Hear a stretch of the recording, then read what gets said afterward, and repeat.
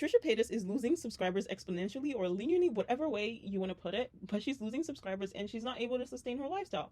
But before I get right into the video, make sure you smash that subscribe button, like, and comment whatever you think in the comment section. Because why not? Why not? Why not do it? Just go ahead and do it. Just do it. I'm literally reciting the Nike ad, but whatever. Getting right into the video. Trisha Paytas is losing subscribers, and I feel like it's karma.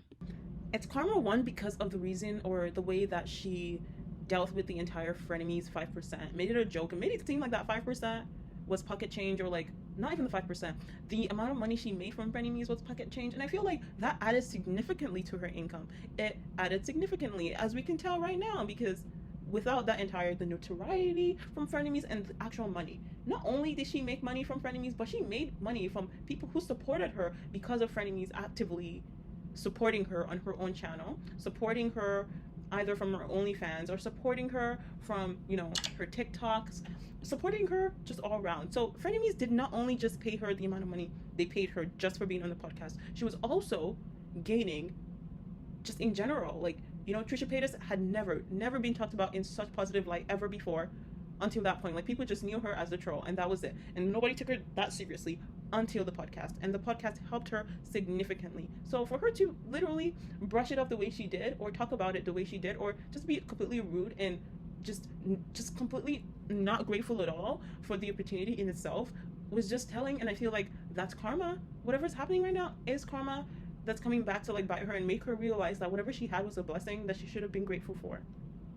I honestly do feel bad for her though, because not going to lie, she is really hardworking, and you can tell that she's really hardworking. She's been on YouTube for so long, and she's consistently posted. In my opinion, she's been consistent. So just the fact that, you know, her views are low for the amount of subscribers that she does have, and for the amount of effort that she does to make people upset, to troll them, to she goes to the point of disrespecting people's cultures, religions, and just people with DID. Like, she's just very disrespectful, and like she goes to a very low point. So I feel bad for the amount of effort that she does put in, and the reward that has, like, it's not sustainable. It's not being sustainable. And I feel like she needs to like realize this, and, you know, do a 360 spin and actually be genuine and be real and be yourself, because I feel like that's all she really needs, is just to be herself, because people have subscribed to her for her being herself, and without the trolling, without the whatever, just her being herself.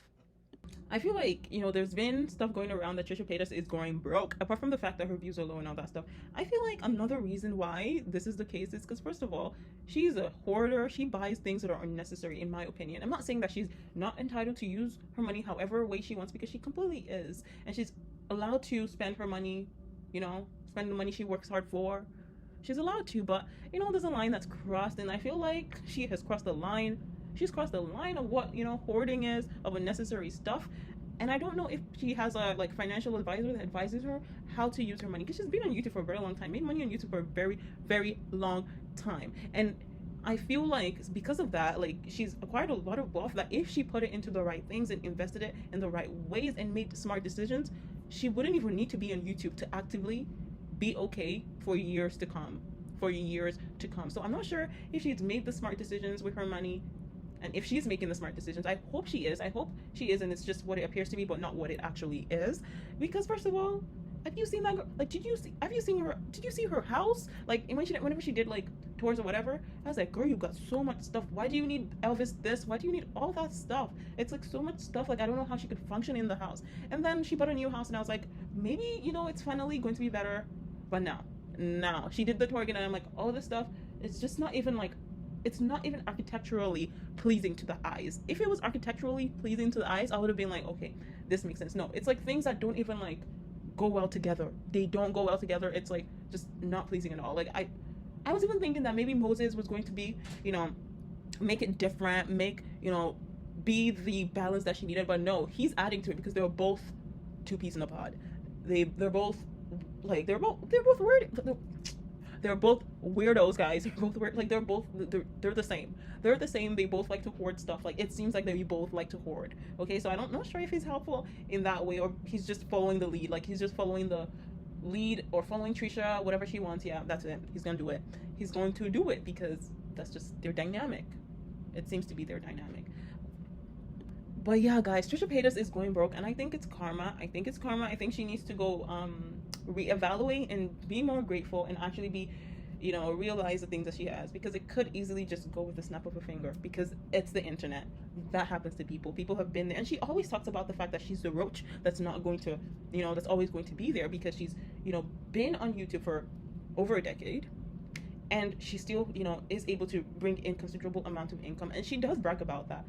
But she doesn't realize that she's also susceptible to, the same end that a lot of people get to, right? Because you can't keep on being problematic, being disrespectful, and think that people are still going to take the BS. It's just gotten to a point where the BS was no longer, no longer working. It's no longer BSing. It's past that point where people are like, we're not going to stand for this, and we're going to stop supporting you in all ways possible. And it's reflecting. Just even thinking about the views that she gets. Her views are considerably lower. Probably half of those views are people that are watching to hate.